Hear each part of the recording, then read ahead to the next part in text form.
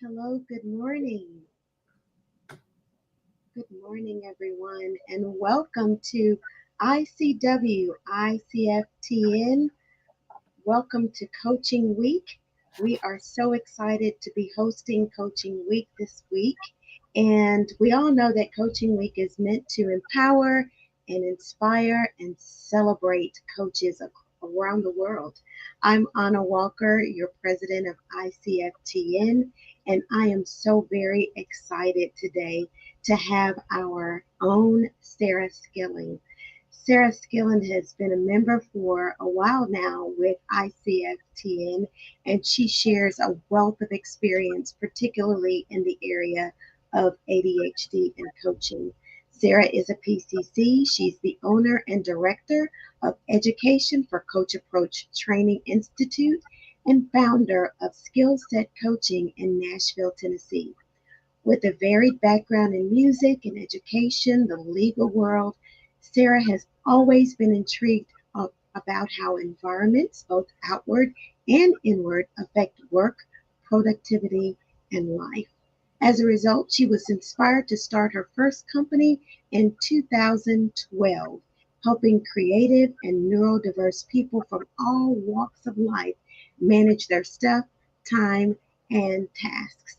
Sarah brings a wealth of knowledge and experience as a certified professional organizer as well, and trained through the Hayden Institute as a certified interfaith spiritual director. And she's a member of Holistic Health Practice.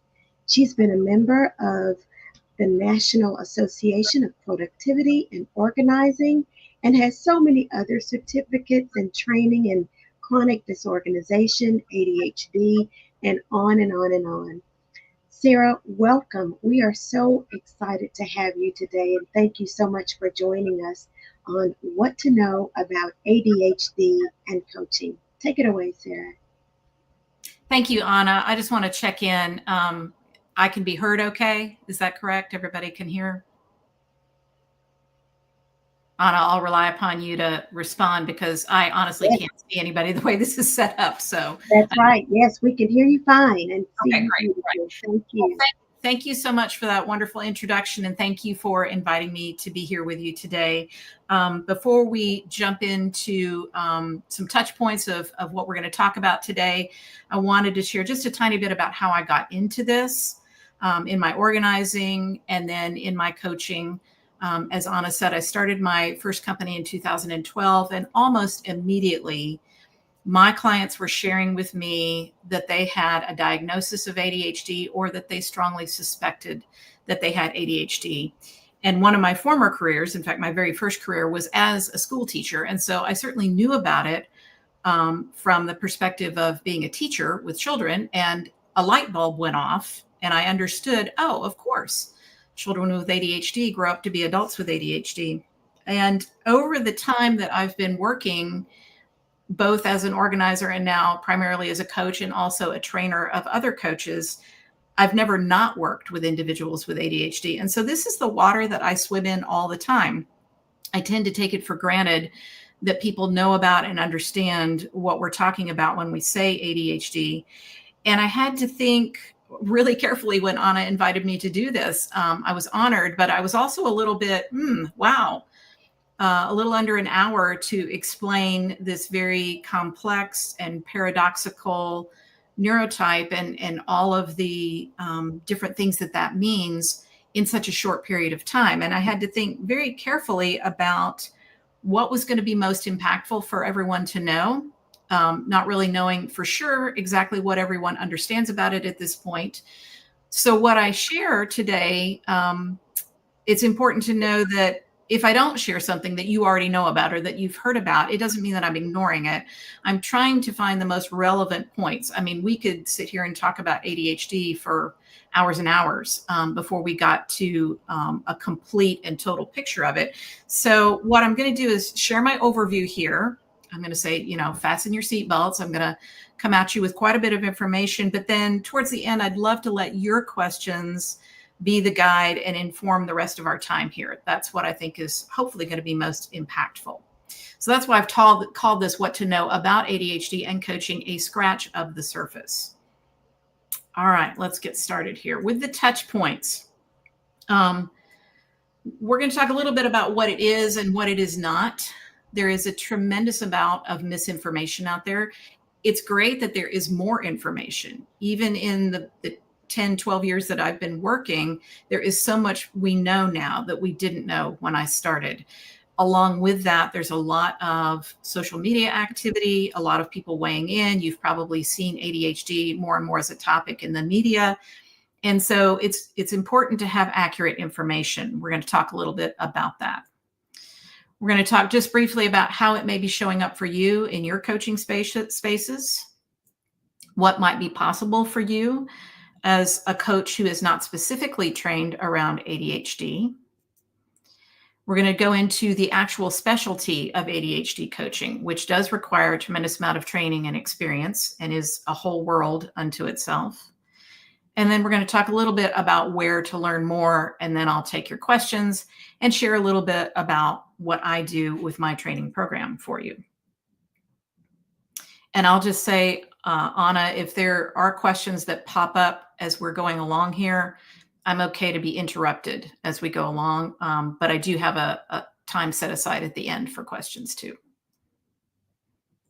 Okay, so we've got our facts and we have our myths. The first thing to understand is there is this medical model, right? There's this idea of it being a neurodevelopmental disorder, and that comes from the DSM-5, the Diagnostic and Statistical Manual of Mental Disorders. And that's the manual that's used by mental health professionals and others to diagnose all kinds of conditions, including ADHD. And so it provides this specific set of symptoms or characteristics that have to be met in order for someone to be diagnosed with ADHD. If you or someone you love or someone you just know has been through an actual formal diagnosis, these criteria have been used to some extent. And they are used all around the world, even as we know there are some things about this model that maybe are not entirely accurate. The official definition that comes with this is that ADHD is a neurodevelopmental disorder characterized by a persistent pattern of inattention and or hyperactivity impulsivity that significantly interferes with functioning or development. Okay, that's kind of a mouthful. And then, as I said, they have these different criteria. It's important to note a couple of things about this definition. While it is the primary way that people are diagnosed, there are criticisms. Most of these criteria were developed initially for children, not adults. Originally, way back when, we thought children grew out of it, and we know now that that's not accurate. There's some thought that the criteria lead to overdiagnosis. I might question that, even though I think that ADHD can be both overdiagnosed and underdiagnosed. It doesn't really break down the executive function challenges, which I'm going to talk about a little bit later. And it also may be overly influenced by our Western cultural standards of what normal is. And so all that said, it's just important to know that it exists. Know that, if a client has this diagnosis, this may be what they've been told is that it's a disorder. It's important to know that there are, generally speaking, 3 types, primarily inattentive. We might stereotypically think of the inattentive person with ADHD as like the absent-minded professor. This is your daydreamy person with ADHD. There is the primarily hyperactive type, and that's also stereotypically what we think of as maybe the young boys who are running around, can't sit still, have trouble controlling themselves physically. Again, stereotypical. And then there's the combined type, which has both of those inattentive and hyperactive traits. But in actuality, and in my experience, frankly, it's way more nuanced than those 3 types. The CDC tells us that it affects approximately 6% of adults. That's likely higher. We know that up to 25% of adults suspect or have thought that potentially they have ADHD. And there's a lot of people out there in the world who are not diagnosed, who either are significantly impacted by the characteristics and just sort of getting by and managing, or they have managed to put themselves into an environment, a situation, a career, whatever, where their traits are actually strengths for them. And they are living what we call in my program a life that fits. So, like I said, the actual number is likely higher. This is one of the most heritable brain types, neurotypes. It's a 70 to 80% chance that if a child has ADHD, one or both of their parents also have it. This is how a slight majority of my clients figured out that they had ADHD. They had a child who was diagnosed, and as they're listening to the doctor or the psychologist talk about it with them, they're going, oh, wait a minute, whoa. I think I recognize something here in myself. So it is very much heritable. It is not caused by bad parenting. This is not about more discipline or just sucking it up and doing better. It's just way more complex than that. And as a parent myself of a child with ADHD who's in college now and doing quite well, I also take exception to that idea too, because we do the best we can.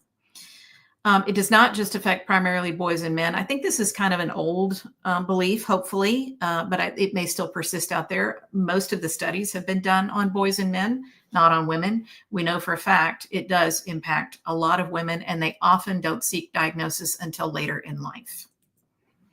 It is not a deficit of attention. I think this is one of the biggest things to get across is the whole name, attention deficit hyperactivity disorder, is really not the greatest name for this. There's been some debate and some talk about maybe we should rename this to something else. I don't know that that's likely to happen anytime soon, but regardless, it's much more a matter of attention management or attention direction. My clients can focus really, really well on certain things, depending upon whether or not it's something they're interested in or passionate about. So what's difficult for them is being able to shift their attention from one topic or one task or one activity to another. It does impact what we call executive functions. These are the things that are so honored in our society around planning, prioritization, organization, time management, impulse control, task initiation, working memory. If you were to Google executive functions, there are lots of different lists because they are concepts, but generally speaking, they incorporate all of those things that, again, we tend to honor in our workplaces: being on time, showing up, knocking out the to-do list, understanding where to start. These things are impacted in different degrees with different people with ADHD. And context matters with executive function challenges. So again, if somebody is particularly passionate about something, they might be able to do really, really well. I have clients who do really well at work in terms of executive functioning. When they get home, it's a different story, and they might kind of fall apart on some things when they get home. Another great example related to my background as a professional organizer, I have lots of amazing organizing colleagues who have ADHD, and they are phenomenal at organizing other people's stuff. Sometimes when they're in their own environment, it's not so easy. So again, the context makes a difference with executive function challenges. There are also emotional regulation challenges, and that's less talked about. It's being talked about more than it used to be. And I'm going to say more about that here in just a minute. Up to 80% of people with ADHD have a co-occurring condition.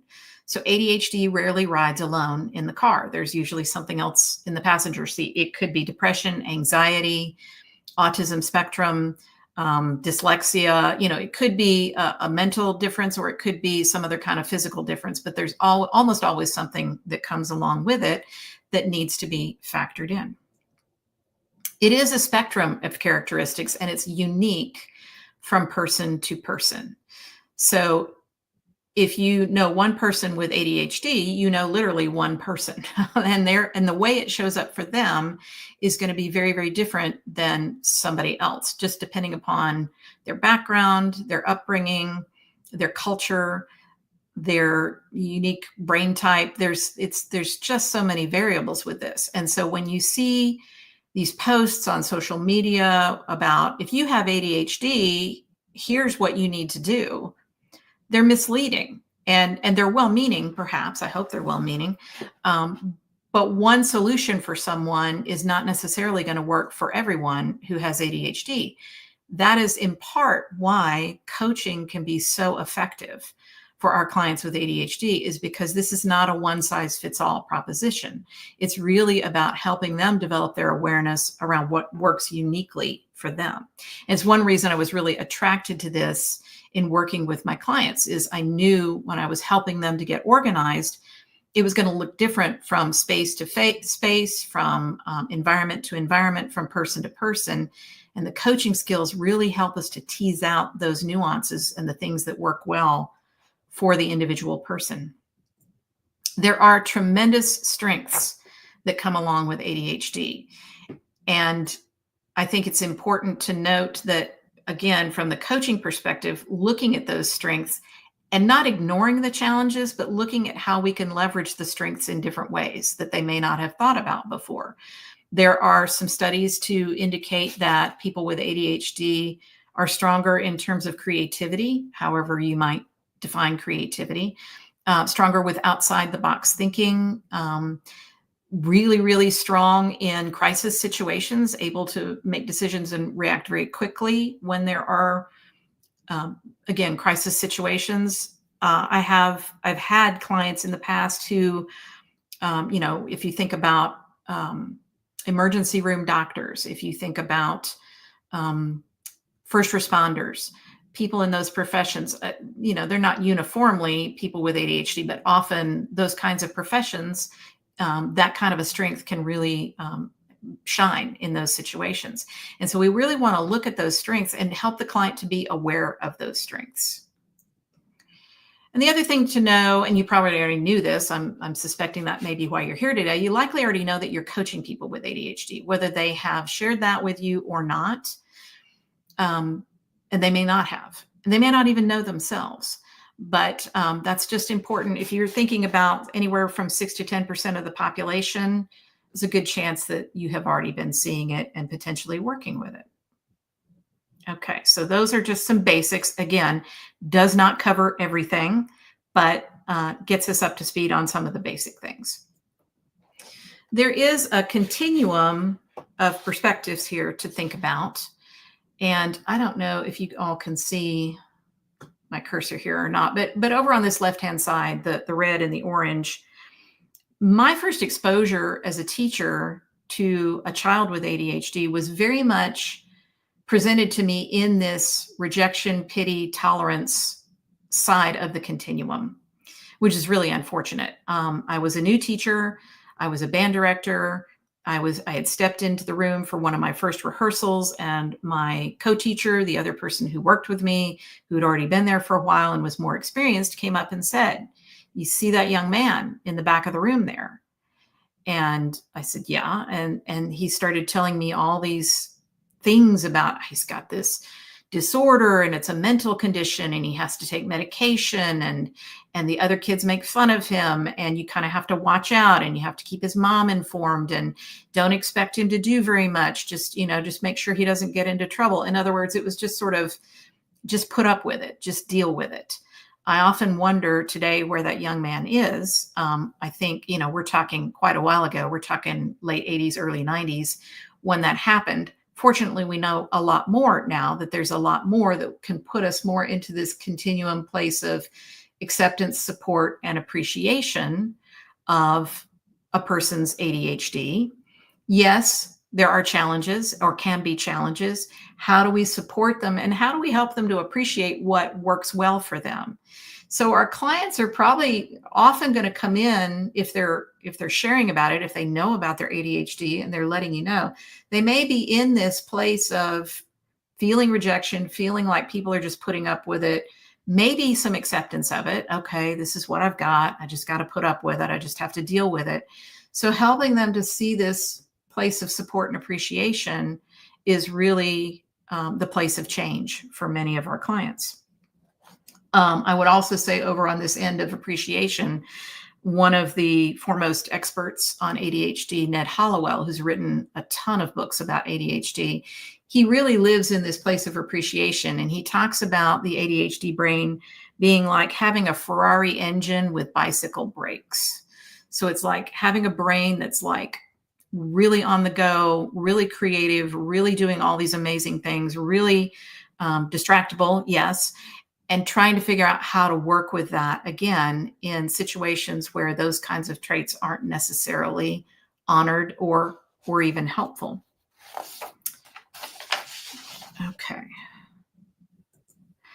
So I mentioned earlier I was going to talk a little bit about emotional regulation. I think it's one of the biggest things that I see with my clients with ADHD. Yes, there are executive function challenges. Yes, we talk about things like how to get out the door on time, how to have a stronger morning routine, how to set themselves up for success during the day. But this emotional regulation piece is something that is being acknowledged a lot more. We can speculate all day why someone with ADHD has challenges with regulating their emotions. It could be a real heightened sensitivity to their surroundings, which many of my clients are really, really highly sensitive. They can pick up on the finest distinction in a change in a tone of voice, or just a look, or even a text message, the tone of a text message. They tend to be very intuitive. They have skills in that area. It could be related to executive function challenges, like maybe not having a strong working memory, or their impulsivity that perhaps causes them to sort of jump forward on things when maybe it would be good to kind of hold back and think and pause before they jump in. It could be repeated trauma from all kinds of things growing up, not living up to expectations, getting in trouble a lot. There are a lot of depressing statistics I won't go into here about individuals with untreated ADHD having higher rates of addictive tendencies, riskier behaviors. There are all kinds of things that could be going into the emotional piece of this. But I guess what I would say about this is, in my experience, what I think is important to understand is that the highs can be very, very high and the lows can be very, very low. And it can happen in an instant. And I think for my clients, it can also be kind of scary to understand that sometimes their emotions are going to get the better of them, and it's going to be really, really difficult for them to work with it. There are some times where I think it's important to check in with a client about whether or not they're getting other kinds of support other than coaching. And I'm going to talk more about that again in a little bit. But if someone is having a real struggle with their emotional regulation, checking in on whether or not they're getting counseling or therapeutic support can be important. There is also something that you may have already read about or know about, known as rejection sensitive dysphoria, that comes along in this emotional regulation area. It's not a diagnosis. It is, I guess, a phenomenon, I guess I would call it, that there is one primary researcher who has dug into it and recognized that it very often comes along with ADHD. Over 90% of people with ADHD tell me that they experience rejection sensitive dysphoria. And it's the outsized, or maybe extreme would be a better word, reaction to perceived criticism. It can be real or imagined. It could, like I said, there can be a real sensitivity around just a change in the tone of voice or the way someone responds in a communication to them. And it's painful. It's extremely painful. That's where the dysphoria piece of this comes in. It doesn't even have to be a real criticism or a real rejection. It can be something that they perceive and imagine and build up. And it's, like I said, it's extremely painful. It can be really debilitating. In my experience, knowing that it is a real thing is very helpful for my clients with ADHD, knowing that they're not just being too sensitive, which often other people tell them, oh, you're just being too sensitive, which is not helpful. Just knowing that it is something that is real, that they're experiencing, being able to talk about it can make a difference. There are other things that are often suggested that are sort of outside the realm of coaching that can be suggested that can help with it. Again, the primary researcher around this, William Dodson, talks about medication as being a support for it. Again, that's sort of outside of my wheelhouse. I haven't had very many clients who have taken medication specifically for RSD. But that's just something to factor in. And when you think about maybe a client who is showing up late consistently for sessions, or a client who goofs up and completely misses a session, to be mindful of how are they going to perceive your reaction to that. If they're consistently late, I personally don't let that, I think about what are we really getting out of the coaching relationship here? Is it a big deal if they're 5 minutes late each time? They usually come, they're apologetic. I'm so sorry. I'm so sorry. It's not that they are blowing you off or that they don't want to be on time. This is part of why they're in coaching, right? Is because they have these kinds of struggles. If they miss a session accidentally, there can be a lot of shame around that. So it's important to take that into consideration. They're not doing this on purpose, or they're not doing it because they're just blowing off the coaching process. There is a lot behind this that could be at play, and employing a little bit of curiosity around it can make all the difference in the world, as opposed to any sort of judgment, which I know we wouldn't intentionally want to judge someone around this, but I know it can also be frustrating for the coach to not understand what might be going on here. So there's a lot more I could say about this, but I know we kind of need to get moving on here. So moving more into what to consider with a client. First of all, coaching can be incredibly effective for clients with ADHD because we are in that place of establishing agreements, helping them to understand that this is a partnership and that they have a say in this as well. It's really great modeling for helping them to understand how a structure works.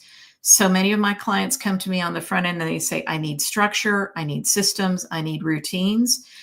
Coaching in and of itself can be a structure. It can show them what a structure is like. It can show them what a routine is like.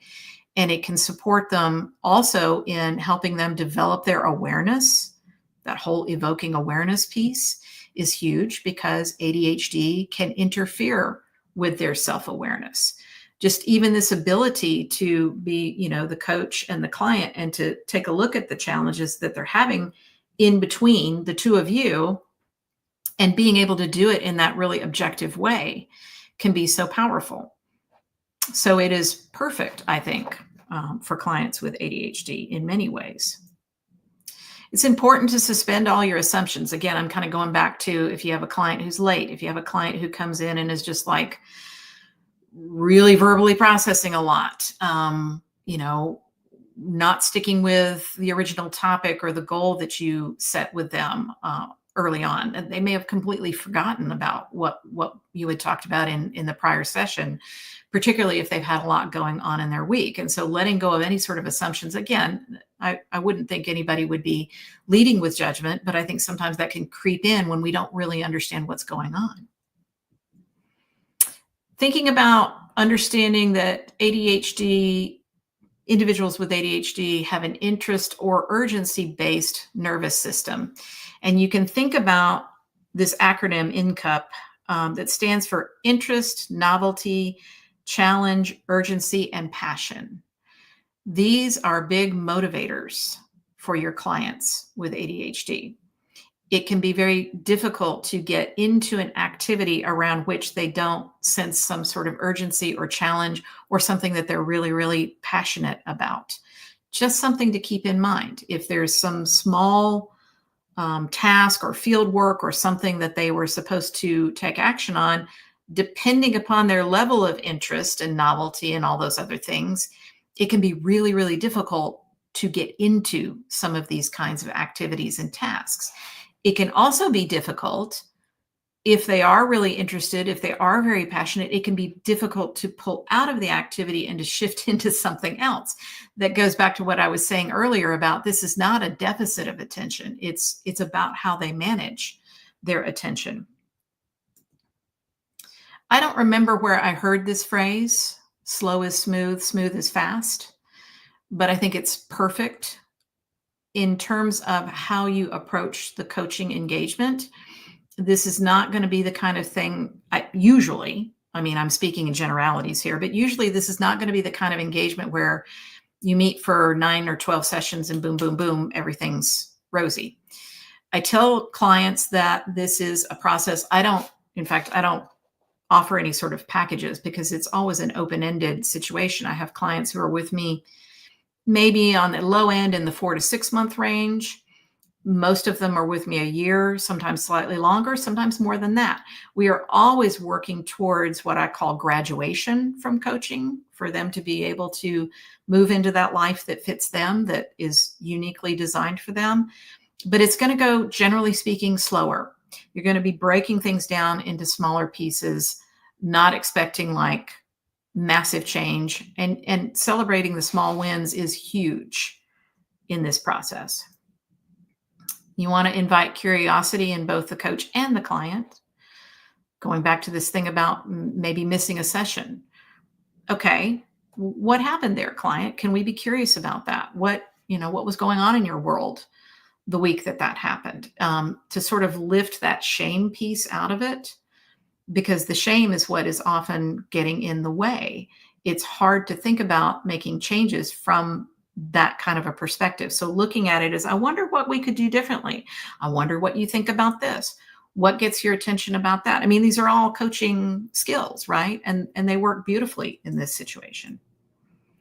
Of course, knowing when to refer, I think, is important too, because if you're not trained as an ADHD coach, there may be likely situations where you need to think about whether it's in the best interest of the client to refer to someone who has more training around ADHD, or, as I mentioned earlier, referring to therapy. And what I would say about that is, if you get the sense that things just aren't clicking, if you're getting the sense that the client is just not able to move the needle even a little bit on things, if the client is asking a lot about wanting to know about their own brain that feels like out of your depth, knowing when to refer and how to refer is important. And I've got some resources to tell you about here in just a minute. And that moves us into this specialty of ADHD coaching, which there is a whole world around this. And I can't see you all, so I have no idea if anybody out there who's listening right now is already an ADHD coach. You may be out there. I don't know. I'm not really sure who's here today. But from my training and background, this is something that takes time. Our students in my program spend upwards of 2 years going through the training, getting the experience, doing the additional learning around this. This is not something, somebody posted something the other day on social media where it was like some sort of a 1-week certificate program where you learn about ADHD for a week and then you can say you're an ADHD coach. I think that's really, really unfortunate. I think it requires a lot more training and nuance than that. And it's important to know that with ADHD coaching, yes, you're using all of the same coaching skills, but you're also bringing in a great deal of knowledge about what is going on in the ADHD brain. Most of my clients, when they are diagnosed, if they're diagnosed, are basically told by whoever the person is, usually it's a psychiatrist, often a psychiatrist, this is what's going on, and here's a prescription for some medication, and maybe they might say you might look for a coach or you might join a support group. Beyond that, they're not given a lot of information about what's actually going on, and that's really, really complex and can't be explained. And to the defense of psychiatrists or psychologists or other people who are diagnosing, this is a huge specialty that many of them have not had a lot of exposure to. This is also true of primary care physicians who sometimes also diagnose. Sometimes a client comes or a patient comes in and says, hey, I think I have this. I found out my child has ADHD. I think this is me. What do you think? And the doctor says, well, let's try some stimulant medication. Let's see if it works for you. And if it does, then congratulations, this is what you have going on. Maybe not the greatest way to prescribe, but again, to really understand ADHD not only takes a lot of training, but it takes ongoing training because the research changes. we have to stay on top of this. And those who specialize spend a lot of time doing continuing education to stay on top of the latest trends and information. And so there's this whole realm of ADHD coaching out there, and it's been out there, a little over 20 years, when people started to recognize, first of all, yes, adults have ADHD. Also, children, teenagers, and college students in particular often find benefit from ADHD coaching. So it's been around for a while. The field is growing. It's growing all over the world. There are several training programs that specialize in training coaches around the realm of ADHD, and I'm going to share those with you here in just a minute too. But basically, the differences here are you're going to be overtly including conversation about ADHD, executive function challenges, and their impact on the coaching process. I need to slow down, and the client's life, right? So bringing it into the conversation confidently, compassionately, again, without assumptions or judgment, being able to explain to them, and checking in. Would this be helpful to learn a little bit more about what's going on here? Would you like to know more about how ADHD might be playing into this situation? And then getting to the place where you can ask the client themselves, what are you noticing about your ADHD in this situation? How do you think it might be playing a role in whatever it is that you're trying to accomplish? So educating with accurate ADHD information for the client is really critical. And again, staying up on the latest information is also very important. And also knowing that there's a lot of misinformation out there, knowing what the really good resources are. What are the best books? Yes, there are some social media accounts that actually are pretty good, that do provide really strong quality information. And how do you discern the difference between those things? There's a lot of nuance involved with that. How are we doing here? Let me just check in. Any questions so far? Hopefully everybody's still hearing me.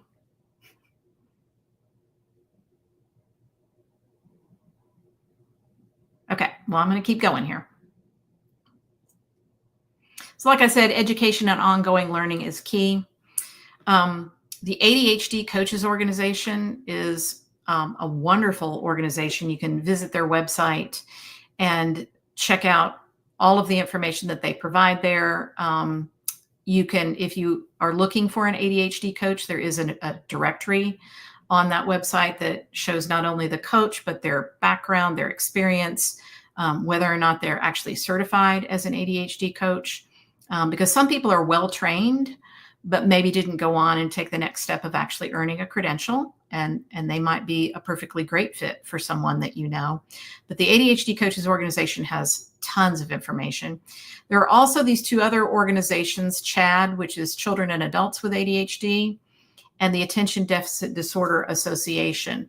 Both of those websites have a wealth of information. That's something I share with clients. If they're interested in learning more, or if there's a specific topic they want to know more about, sharing the information from those two websites is incredible.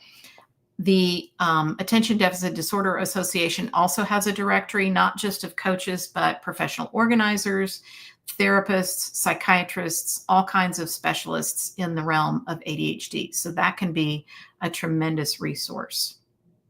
And then you have the major ICF accredited schools that are training people in the realm of ADHD coaching.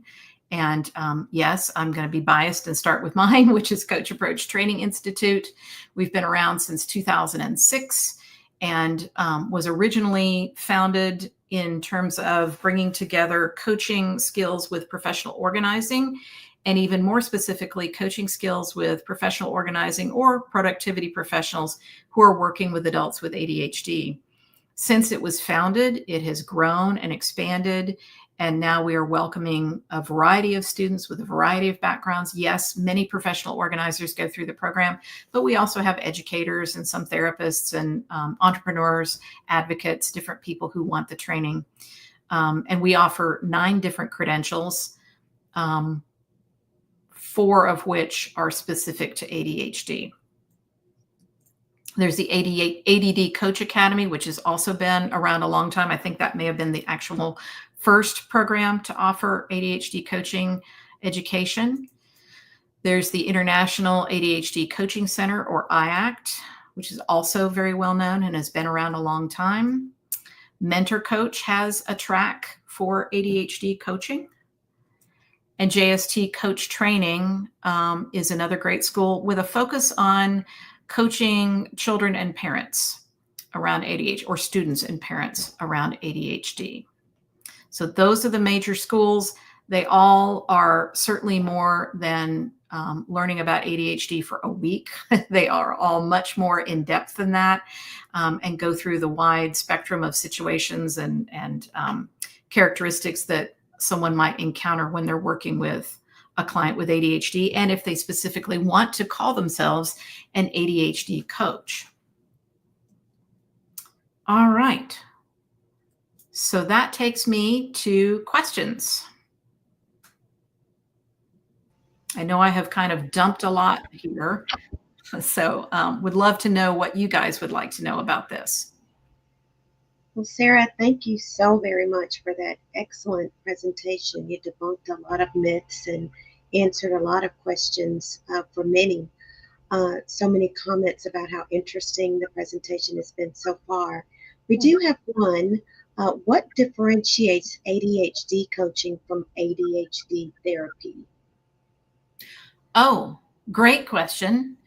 I think this is very similar to the things that distinguish coaching from therapy, right? So in ADHD coaching, we are not digging into someone's, past, like what was going on in their childhood. I say that with a little bit of a disclaimer. I mean, it's not like we ignore the past, right? It has an influence on where they are right now, but we are not looking at this in terms of how are we going to heal this? How are we going to heal some of the trauma or some of the other experiences that may have come along with the ADHD? Coaching is much more about where they are right now and where do they want to go going forward, and what strengths can we pull on to help support the challenges? Like, how can we leverage those strengths to help them achieve the things that they want to be able to achieve? Thank you, Sarah. The next question is, do you know of any online assessments that effectively help people with ADHD understand their particular issues with their diagnosis? There are all kinds of online assessments. I think they're a starting point, and I understand why, usually if you go, like, there can be these online quizzes. Do you have ADHD? And if someone does not have the financial resources to pursue a full evaluation, because we know those can be very expensive. And in some places there are 6, 8, 12-month waiting lists to get a full evaluation. They can be a starting point. And I guess what I would say is, if you're going to take one of those assessments, you might take more than one, and see how they resonate, if it resonates with the person, and then also go seek some professional backup around that. So if you, and I don't have any specific assessments that I know of off the top of my head. I know they exist, and they can be informative as a starting place. Well, I think even maybe the CHAD website has a basic assessment, but all of those assessments are hopefully going to say, this is a starting point. If you really want to know specifically what's going on, it would be good to follow this up with an assessment from a trained professional. But I think they can be good starting points. Thank you so much, Sarah. And the person that asked did clarify that she was looking for an assessment about issues and strengths of an individual's diagnosis. I think you addressed that. Individual strengths, is that what you said? I'm sorry. Strengths about issues and strengths of an individual's diagnosis. It's not necessarily related to diagnosis, but I use the VIA with clients all the time. The strengths profile. You know what I'm talking about? The VIA, or some people I think call it the VIA or the VIA. The strengths profile. I think that one can be very informative for anyone, but my clients, when they take that, really love digging into their top 5 and seeing how their top 5 strengths can make a difference. So I do use that assessment periodically, but it's not specific to ADHD. Thank you. 2 more questions. Mm-hmm. She finds that some people tend to rely on their ADHD meds too much and excuse me, and don't lean into behavioral therapy.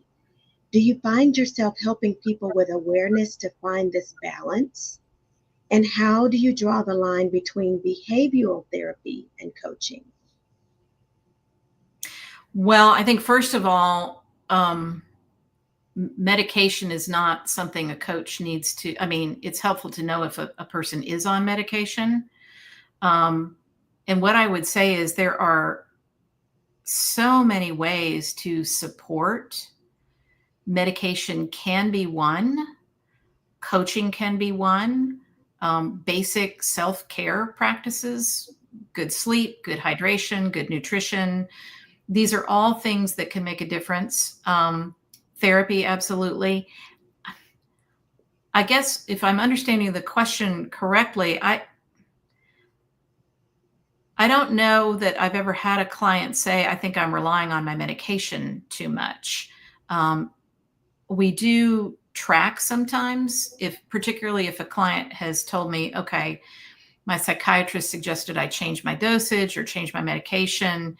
I don't know if I'm going to notice a difference or not. I will say, well, would you like to track that? Would you, like a little simple something to kind of check in a couple of times a week and see what differences you're noticing? I always put it back to the client. What are you noticing about your medication? What are you noticing about the therapy and how it's making a difference for you? What are you noticing in our coaching relationship? So I'm not sure if I answered the question, but that's the best I can offer given what I think I'm understanding. All right, Sarah, that's all the questions we have for now. Thank you so very much. This has been most informative. Okay. Certainly appreciate your insight, your wisdom in this area. Please reach out to Sarah. She has your information. I was going to say, yes. Yeah. Can I share a little bit of information here before we close? Yeah, absolutely. And thank you all for being here. And I would welcome any questions that you have if you think of something after today that you'd like to reach out to me about. But again, I'm the Director of Education for Coach Approach Training Institute. I believed in the program so much that last year I bought it when my mentor was ready to step back into semi-retirement. And we offer a lot. We do offer ADHD and neurodiversity coaching, productivity, leadership, and organizing coach training. We are a level 1 and level 2 accredited program. We have a transfer coach program for people who have their training or have their ACC or PCC credentials. We have offerings, particularly if you're interested, like let's say you have an executive coach credential and you're interested in adding ADHD to the mix, we have a solution for you. And you can find out more about that at coachapproachtraining.com, our relatively new website that we just got started about a month ago. I also want to let you all know, coming up, one of our courses that we have that is not directly related to ADHD, but is an amazing course and does offer those core competency hours. We have a class coming up called Coaching Effective Leaders. It's taught by one of our amazing trainers who is one of the most sought after productivity coaches in the US, Ellen Fay. She's got a great book. She's a wonderful trainer. And this is an amazing course around coaching effective leaders. And like I said, it's not specific to ADHD, but it's not like ADHD can't be a part of the conversation in that course. The registration is coming up pretty quickly, but I wanted to let you all know about the course in case you were interested in it. The QR code there will take you to the web page that describes the course if you want to go check that out. And if you decide you would like to take that course, I'd be pleased to offer you a 10% discount with the code ICFTN25. So if you want to register, you go to the page, you click the register and enroll, and use that code, and you can get 10% off for that course. Would love to see some of you join us for that. We have other courses that are available to transferring coaches, but the ones specific to ADHD, we do have a couple of prerequisites. So if you're interested in that and you would like to connect with me and ask about that, you can connect with me on LinkedIn, which I would just love anyway. I would love for y'all to reach out to me if I'm not already connected with you. You can find me on Instagram, and you can reach out to me at my email address, sarah@coachapproachtraining.com, and just say, I'm interested in your transfer program, or I'm interested in classes about ADHD, and we can talk about what that could look like for you. And I actually would love to stop the share here so that maybe I can see somebody. Yeah, now I can see Anna. Wonderful. Wow, I'm staring at my screen the whole time. But anyway, Yes. really enjoyed being with you today. Yes, it's been great, Sarah. Thank you so much again for sharing with us. Happy ICW week. Everyone, thanks again for being here. Thanks for joining us. Thanks for your questions, and look for us next time. Yeah, thank you so much. Thank you. Bye-bye now.